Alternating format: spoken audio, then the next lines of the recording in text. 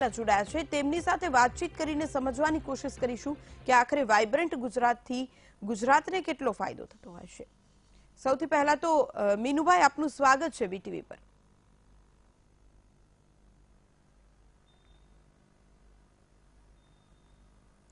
મીનુભાઈ આપનું સ્વાગત છે વીટીવી પર। આપને પૂછવા માંગીશ કે દર વર્ષે વાઇબ્રન્ટ ગુજરાત સમિટ થતી હોય છે, સારી વાત છે, પરંતુ બેરોજગારીનો આંકડો વધતો જાય છે, બંને વિરોધાભાસ છે, શું કહેવું છે આપ તેના પર?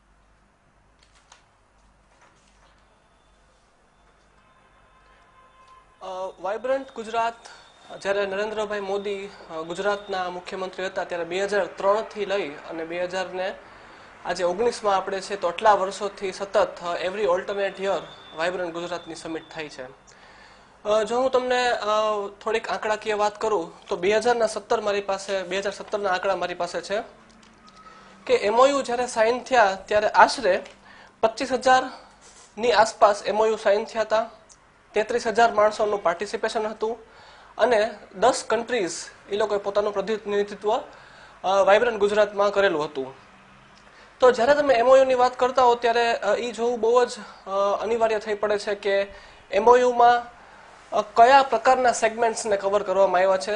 માઇક્રો, સ્મોલ અને મીડિયમ આ 3 સેગમેન્ટ્સના એમઓયુ 18,500 આશરે 2017માં હતા। તો આ મેં જે તમને આંકડાકીય માહિતી આપી 2017ની હતી અને ઉત્તરોત્તર દર વર્ષે આપણે 2003 થી 2019 સુધી જોયું કે નંબર ઓફ સ્ટોલ્સ પણ વધતા ગયા છે। આઈડિયાઝમાં વધારે ઇન્ક્લુઝિવનેસ ગવર્મેન્ટે દેખાડી છે। તો આ કંઈક જર્ની હતી 2003 થી 2017 સુધીની અને 2019માં તો આનાથી પણ વધારે રેપ્રેઝન્ટેશન અને ડેલિગેશનમાં પણ ચોક્કસ વધારો થાય એવું આ આંકડા જ્યારે બહાર આવે છે ત્યારે આપણને જાણવા મળે છે। પરંતુ મીનુભાઈ મહત્વની વાત છે કે ડેલિગેશન્સનું ઇન્વોલ્વમેન્ટ વધ્યું છે, આંકડાકીય રીતે તો આપણે આગળ જઈ રહ્યા છીએ, પરંતુ બેરોજગારી વધી રહી છે। આ સાથે સવાલ એ થાય કે નાના ઉદ્યોગકારો સતત એવા આક્ષેપો કરતા રહ્યા છે કે આ સરકાર ઉદ્યોગપતિઓની છે, જ્યારે વાઇબ્રન્ટ ગુજરાતની અંદર મોટા પ્રમાણમાં ડેલિગેશન્સ જોડાતા હોય ત્યારે જે સ્થાનિક વેપારીઓ છે તેમને ક્યાંક ફટકો પડવાની ક્યાંક સંભાવના, કારણ કે વારંવાર તેમના દ્વારા આક્ષેપ કરવામાં આવે છે કે આ સરકાર ઉદ્યોગપતિઓની છે, તેમને પ્રોત્સાહન આપવામાં આવે છે અને ક્યાંક જે લાગુ કરવામાં આવે છે નિયમો, નાના જે વેપારીઓ છે તેમને તેમાં નિયમોમાં નુકસાન પહોંચતું હોય છે, શું કહેશો?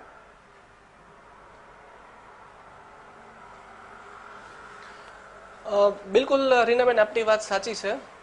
જ્યારે પણ કોઈ સરકાર કોઈ પણ પ્રોજેક્ટને લોન્ચ કરતી હોય ત્યારે એમાં એક કરતાં ઘણા બધા વધારે એંગલ્સથી આપણે એ સરકારના પ્રોજેક્ટ્સને જોઈ શકતા હોઈએ છીએ।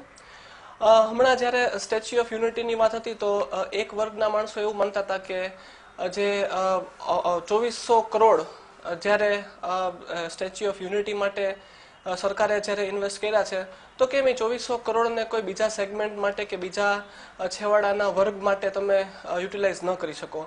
તો એની સામે બીજો વર્ગ એવો છે કે જે એમ માને છે કે સ્ટેચ્યુ ઓફ યુનિટીઝ કરવાથી કે આવા મોટા મોટા એક્સપો અને વાઇબ્રન્ટ ગુજરાતને સમિટ્સ કરવાથી આપણું દેશનું જે આઇકોન તરીકે જે વાઇબ્રન્ટ ગુજરાત બહાર આવે છે તો એની છબી વધારે મજબૂત થતી હોય છે।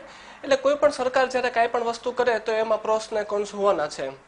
જ્યારે તમે અનએમ્પ્લોયમેન્ટની વાત કરતા હો તો બિલકુલ હું માનું છું કે લાખો યુવાનો ગુજરાતના બેરોજગાર છે ત્યારે એક વર્ગને એવું પણ ફીલ થાય કે વાઇબ્રન્ટ ગુજરાતના આવડા મોટા ખર્ચાઓ કરી અને માત્ર ખાલી વાતો એમઓયુથી જ સમાપ્ત થાય અને આંકડા બહાર આવી જાય અને એના 2 વર્ષ પછી પાછા વાઇબ્રન્ટ ગુજરાતની સમિટનું આયોજન થાય તો સ્વાભાવિક છે કે યુવાનોનો જે વર્ગ છે જેને એમ્પ્લોયમેન્ટ નથી મળતું તો એને ક્યાંક આક્રોશ થવાનો છે અને આનો વિરોધ પક્ષ છે એ પણ આ વસ્તુને ધ્યાનમાં લઈ અને પોતાનો અવાજને વધારે મજબૂત બનાવશે કે જ્યારે 22 વર્ષથી ભાજપ સરકાર ગુજરાતમાં છે તો ગુજરાત સરકારે એમ્પ્લોયમેન્ટ બાબતે શું કર્યું તો સ્વાભાવિક છે કે આવી નિરાશા યુવાનોમાં ચોક્કસ દેખાય એવું આ વાઇબ્રન્ટ સમિટ પણ ક્યાંક એક ખૂણે પ્રદર્શિત કરે છે।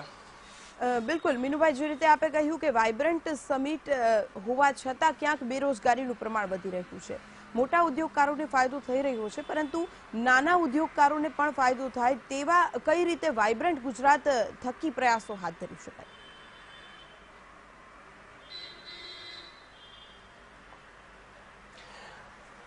એક બેસ્ટ એક્ઝામ્પલ જો તમને આપું તો ગઈકાલના જ્યારે નરેન્દ્ર મોદીએ અમદાવાદ શોપિંગ ફેસ્ટિવલનું જ્યારે ઇનોગ્રેશન કર્યું ત્યારે સ્ટોલની મુલાકાત લેતા લેતા નરેન્દ્ર મોદી ખાદીના સ્ટોલ ઉપર આવી ચડે છે અને ત્યાં ખાદીના વસ્ત્રો જોવે છે અને તેઓને એક બંડી આકર્ષે છે જે મોદી જેકેટ તરીકે આપણે એને ઓળખીએ છીએ અને 3000 રૂપિયાની બંડીના 20% પ્રાપ્ત કરી અને 20% ડિસ્કાઉન્ટ પ્રાપ્ત કરીને 2400 રૂપિયામાં એ બંડી લે છે. તો હમણાં જ મેં જોયું કે તમારા વીટીવીનો જ્યારે ઇન્ટરવ્યુ ચાલતો હતો ત્યારે ખાદી જે વેપારી હતા એણે કીધું કે આવા જેસ્ચર્સથી એક મોટી ગ્લોબલ રીતના પ્રાઇમ મિનિસ્ટર મેસેજ આપે છે કે નાના ઉદ્યોગ માટે પણ એને ચિંતા છે. હા, જ્યારે પ્રાઇમ મિનિસ્ટર એક આવો મેસેજ આપતા હોય તો ત્યારે એનું વજન વધી જતું હોય છે. આજે હું કે તમે કે XYZ કોમન મેન તરીકે આપણે કોઈ વાત કરીએ અને પ્રાઇમ મિનિસ્ટર દ્વારા આવું કોઈ જેસ્ચર કરવામાં આવે તો સ્વાભાવિક છે કે એનું રેઝોનન્સ છે એ વધારે સ્ટ્રોંગ અને વધારે સિરિયસ થતું હોય છે. તો આ એક વસ્તુ એ દેખાડે છે કે નરેન્દ્ર મોદીએ આવો જેસ્ચર કરવાથી ગ્રામ ઉદ્યોગ માટે પણ ચિંતા તેણે દર્શાવી છે અને કોઈ પણ કન્ટ્રીની ઇકોનોમી ત્યારે જ સ્ટ્રોંગ બની શકે કે જ્યારે તમે સ્મોલ સ્કેલ અને મીડિયમ સ્કેલના અને કોટેજ ઇન્ડસ્ટ્રીને પણ વધારે તમે પ્રાધાન્ય આપો, વધારે એ લોકો માટે ચિંતા વ્યક્ત કરો. તો જ્યારે આપણું ફાઉન્ડેશન અને પાયા મજબૂત હશે તો જ આપણા ઊંચા લેવલને તમે વધારે સ્ટ્રેન્થ આપી શકશો.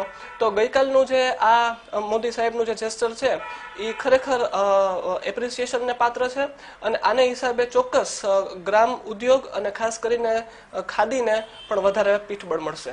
જી બિલકુલ. મીનુભાઈ, આભાર અમારી સાથે જોડાયા, તમામ વાતચીત કરી તે બદલ. તો વાઇબ્રન્ટ ગુજરાત સમિટ જેની અંદર તમામ તૈયારીઓ અને ડેલિગેશન્સ ખાસ કરીને જ્યારે ઉપસ્થિત રહેવાના છે ત્યારે સવાલ એ થાય કે ગુજરાતની અંદર જે બેરોજગારી છે તેનું પ્રમાણ શા માટે વધતું જઈ રહ્યું છે અને બેરોજગારીને નાથવા માટે, ડામવા માટે વાઇબ્રન્ટ થકી સરકાર કયા પ્રયત્નો